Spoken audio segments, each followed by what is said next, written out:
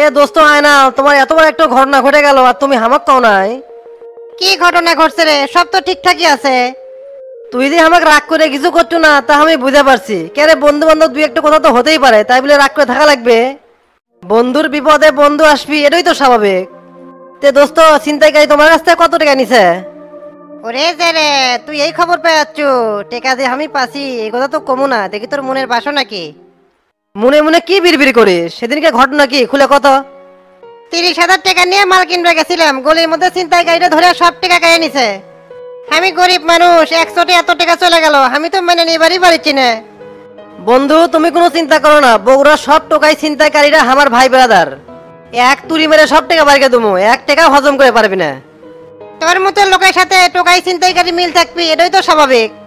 কোথায় আছে না, চোরে চোরে মাসতে তো ভাই, ভালোর সাথে ভালো আর খারাপের সাথে খারাপের মিল। এখন এত গুণী বেচাল পাওয়ার সময় নাই বে, টেকার আগে উদ্ধার করে নিয়ে আসি, তারপর এলি বেচাল পার মনে। আমি এখনই খোঁজ লাগাচ্ছি, ওই এলাকার তখন কেন ছিনতাইকারীর দায়িত্বে আছিল। আপাতত এক প্যাকেট ব্যঞ্জন সিগারেট দাও, বাইরে তো সিগারেট কেনার সময় পাবন না। বোঝোই তো, এলি টোকাই ছিনতাইকারীর কাছে গেলে আগে কবি সিগারেট দাও, তারপরে কথা। আর দোস্ত, এই টাকা পালে কিন্তু অর্ধাবধি ভাগ দেওয়া লাগবে, বোঝোই তো, এলি টাকা গেলে আর পাওয়া যায় না। আমার আবার উপরে লাইন ঘাট ভালো আছে, এই জন্য টাকাটা উদ্ধার করে দেওয়ার সাহস পাচ্ছে। কেরে ডন, তুইও কি এই দলের সদস্য নাকি? এত কনফিডেন্স নিয়ে করছু যে? তোর টাকা তুলে তো লাগবে না, টাকা আমি পাছি, তোকে মিথ্যা কথা কছি তোর মনের বাসনা জানার জন্যে। তুই তো আগের মতোই আছু রে, এলা পরিবর্তন হইস নাই। প্রবাদে আছে না, কয়লা ধুলে ময়লা যায় না। টেকার গন্ধ পাশে আর চলে যাচ্ছু। কেরে, তোকে না আমি সবসময় ফোন দেই, ফোন ধরিস না কে? বাকি টাকাটা দেওয়া লাগবে না?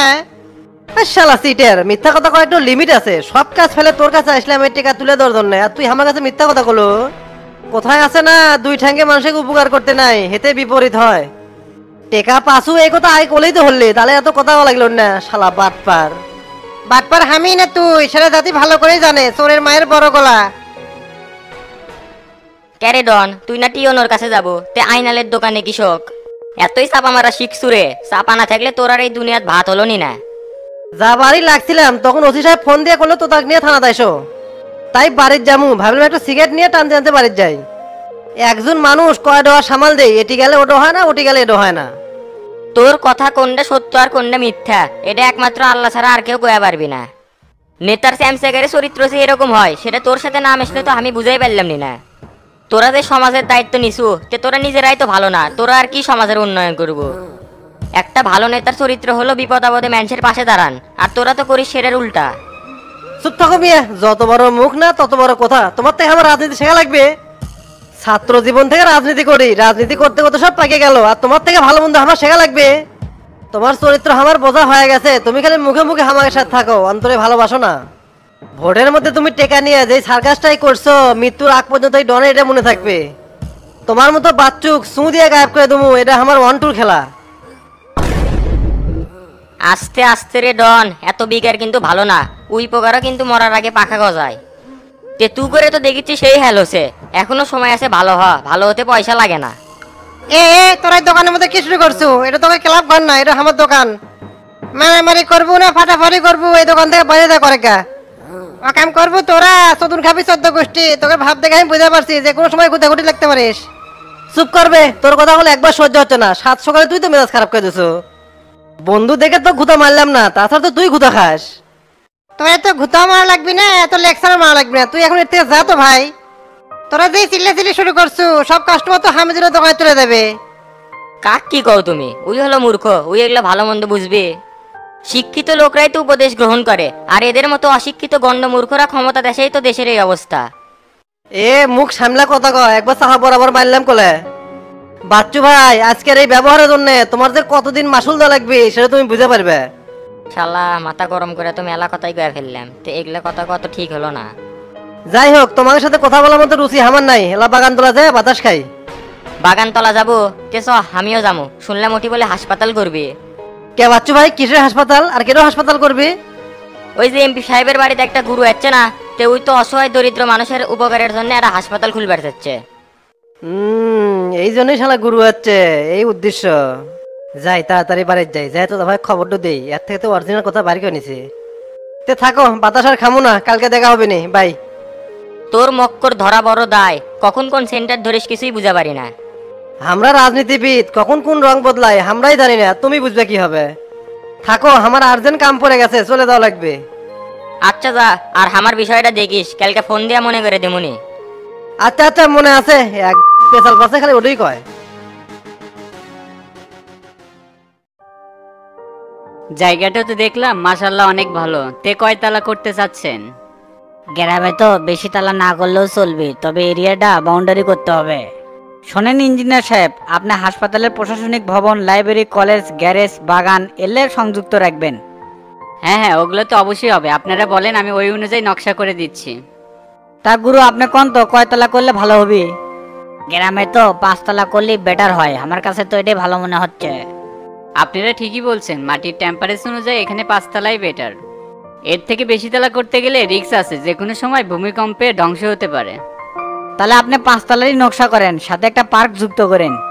কারণ রোগীর সাথে তো অনেক লোকজনই আসে, তারা যাতে বোরিং ফিল না হয় সেজন্য একটু বিনোদন পাইল। যেহেতু আপনাদের এরিয়া অনেক বিশাল, সেই জন্য অনেক কিছু করে দেওয়া যাবে, আর আমারও একটু সুবিধা হবে। শোনেন ইঞ্জিনিয়ার সাহেব, এই হাসপাতাল আর কলেজ আমার স্বপ্ন, দীর্ঘদিনের প্রত্যাশা পূরণ হতে যাচ্ছে, তাই ডিজাইন যেন মনের মতন হয়। ওইসব নিয়ে আপনি কোনো টেনশন করতে হবে না। আমি বাইরের দেশে অনেক কিছু করছি, কিন্তু নিজের দেশের জন্য আমি ইচ্ছা মতো ডিজাইন করে দেব। আমাকে 3টা দিন সময় দিন, প্ল্যানটা সাজাই, তারপরেই বুঝতে পারবেন। 3 দিন কে, আপনি 7 দিনের সময় নেন, কিন্তু কাজ যেন 100-100 হয়। মনের মতন যদি প্ল্যান না হয় তাহলে আপনার কাজটা কিন্তু গ্রহণ করতে পারবো না, এই কথা আগেই বললাম। কোরিয়া থেকে আমার বন্ধু রোসাট আসতে আছে, ও এই প্ল্যানের সাথে সংযুক্ত থাকবে। সে অনেক নিখুঁত এবং দক্ষতার সাথে কাজ করে। মাশাল্লাহ, তাহলে তো ভালো হবে। আপনারা খাওয়া দাওয়া করে রেস্ট করে কাজ শুরু করে দেন।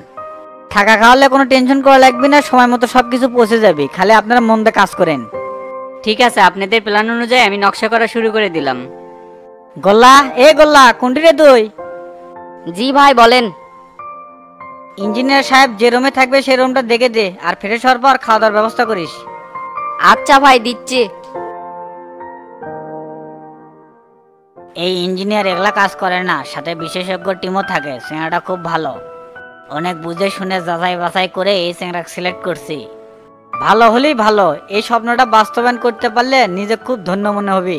আর 2-1 দিনের মধ্যে ঢাকা যাওয়া লাগবে। রাস্তার যে কাজটা ঝুলে আছে এই সেকশনটা পাস করে নিয়ে আসা লাগবে, কারণ আমি চাচ্ছি হাসপাতালে কাজ শুরু হওয়ার সাথে সাথে রাস্তার কাজটাও শুরু হোক। তা গুরু, টাকা পয়সা তো কোনো কিছু গোছ করা হলো না, কাজ শুরু হলেই তো টাকার দরকার হবে। টেকালে তোর কোনো টেনশন করা লাগবে না, কাজ শুরু হোক, টাকার ব্যবস্থা আমি করতেছি। আর হাসপাতাল নির্মাণ করার জন্য কিছু টাকা তো ব্যাংকে রেখেই দিছে, ওই টাকা তো আজ হাতেই দেয়নি। নকশা হাতে পাওয়ার পর ভিত্তি স্থাপনের দিন একটা অনুষ্ঠান করবে চাচ্ছি, আপনি কি কন? উদ্বোধনী অনুষ্ঠান তো করাই লাগবে, মিলাদের একটা ব্যাপার আছে না। সেই দিন বগুড়া জেলার মান্যগণ্য ব্যক্তিরা আর প্রশাসনের লোক উপস্থিত থাকবে। ঠিক আছে গুরু, সেই ব্যবস্থাই কর্মনি। আর সাংবাদিকও যেন সেদিন উপস্থিত থাকে, যাতে করে সারা দেশের মানুষ জানতে পারে একটা মহৎ কাজ আমরা হাতে লিছি। আচ্ছা, তাই হবি। ঢাকার থেকে ঘুরে আসলাম, একবারও ফোনও দিল না, কত কাহিনীটা কি? সবকিছু তো ঠিকঠাকই আছে, এটি আবার কাহিনীর কি দেখলেন? আপনি ঢাকার থেকে আছেন, আমার একটা ফোন দিলেই তো হতো। তাহলে আপনার কাছে আমি যে দেখা সাক্ষাৎ করে চলে আসলাম নি, আপনি আর কষ্ট করে এই জায়গাতে আসা লাগলেন না। তুই যে আর কত যাবো সেটা আমার জানা হয়ে গেছে। কেরে নেতা হওয়ার পরে একদিনও আমার কাছে গেছিল, ঠান্ডা লাগা গলা বসে গেছে, তারপরেও কোনো শালা খোঁজ খবর নিল না। যাই হোক, কামাই কাজের কি অবস্থা? এঁকে করে যদি চলতে থাকে তাহলে তো জীবন চালানি খুব কঠিন হয়ে যাবে। কুটি পাবেন কামাই কাজে, জমি জমা সব বেচে তেল তেলা হয়ে বসে আছি। ভাবলাম পদ পদবি পাওয়ার পরে বস্তায় বস্তায় টাকা কামামো, সে নামে দেখেছি ঠনঠনা। ইনকে করে চলতে থাকলে পাশায় বাস হাতে হাড়ি কিনে ঘোরা লাগবি। তোর তো শালা যোগটাই কম, উপজেলা বেশি বেশি করে যাবার পারিস না, সব সিন্ডিকেট রোড থেকে শুরু হয়। আর উপজেলা চেয়ারম্যান ওই শালার বেটা তো ধুমসে কামাই করিচ্ছে। তোকে নেতা বানানোর জন্য কত কিছুই না করলাম, নেতা হওয়ার পরে পকেটও তাইস পর্যন্ত একটা টাকাও ঢুকলো না। উপজেলা চেয়ারম্যান হচ্ছে শামসুর বন্ধু, শালার বেটা যে ভাব নেয় আমার কথা তো কানেতেই নেয় না। মনে হয় কুটকার কোন মিনিস্টার, শালার বেটা একটা বসানি না দিলে হবি না। অত মাথা গরম করলে হবি, একটা কৌশলী আর চ্যাংনা ব্যাংলা দিয়ে কামাই কাজের লাইন বাইর কর। এত কামাই কাজি নিয়ে অস্থির হচ্ছেন কে? পয়সা থাকলে কামাই কাজি হবেই। তো এলাকার যে বুড়ো আছে সেই বিষয়ে আপনি কিছু জানেন নাকি? ওই কি কোনো গ্যামজামি পাকায় নাকি? ওই বুড়া এমনি এমনি কোনো জায়গায় যায় না, নিশ্চয়ই এর পিছনে কোনো রহস্য আছে। তা তুই ওর পিছনে লোক লাগাইস নি? অনেক তো খোঁজ লাগানোর জন্য পাঠিয়ে দিছি, কিছু একটা খোঁজ খবর আনবেই নি। এদিকে শফিক চাচা শামসু আর বুড়োর সাথে সব সময় আটার মতো লেগে থাকে।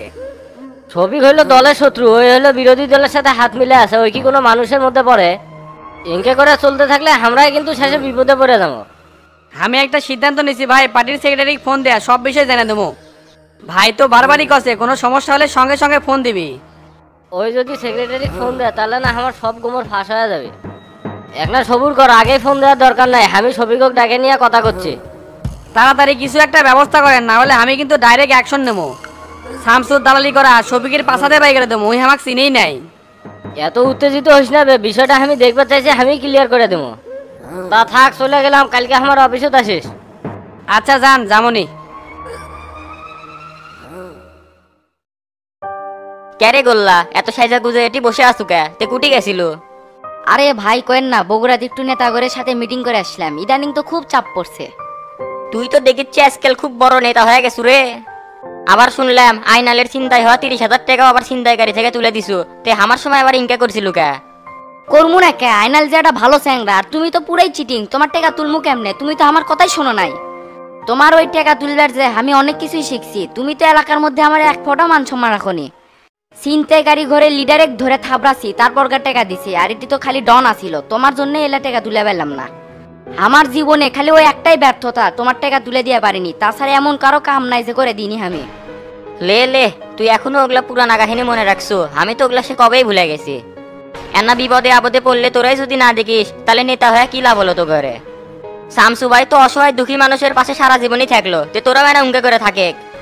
শামসু ভাই অসহায় মানুষ ঘরে পাশে থাকে, তোমার ঘরের মতো সুদারু লোক ঘরে পাশে থাকে না। তোমার ওই বিচার করবার যে আমি শামসু ভাইয়ের কাছে মেলা কালার হচ্ছি। শামসু ভাই পরে নিজের পকেট থেকে 1 লাখ টাকা দিছে, ওটা কি আমি ভুলে গেছি? তে তোরা তো 1 লাখ টাকা নিছিলুই, সেই জন্যই তো দেওয়া লাগছে। অকাম করবি তোরা আর দোষ দিব আমার, তাহলে কি হবে? কথা তো ঠিকই কছো, টাকা তো আমি নিলাম নি না, খালি ফটিকের চক্করে পরে টাকাটা নিলাম। পরে ওই ঠিকই টাকা খেয়ে নারী বাড়ি চলে গেছিল, মাঝখানে বিপদে পড়ছিলাম আমি। তে থাকো, সারাদিনই তো বগুড়াত কাজ করলাম, এখন যে আরো গরম পড়ছে এটি থাকাই যাচ্ছে না। বাড়ির যাবো, ঢাকার থেকে মেহমান রাখছে, বাড়ির তো ঠিক মতো সময় দিয়ে বাড়িচ্ছি না। বাড়ির যায় কি চোদনই খাই নাকি? ভাবিচ্ছি একটা অ্যাসিস্ট্যান্ট রাখবো, একা তো এত কাম সামলান যায় না। দেখো তো তোমার আশেপাশে কোনো বিশ্বস্ত লোক আছে নাকি? বাপ রে, তুই তো দেখিচ্ছি বড় ধরনের নেতা হয়ে গেছো, আবার অ্যাসিস্ট্যান্ট তোর একবার চাচ্ছ। হামাগরের দিকে না সুদৃষ্টি দিস। তে যা, বাড়ির যা, এখন অনেক রাত হয়ে গেছে। আচ্ছা ভাই থাকো, তাহলে পরে দেখা হবে নি।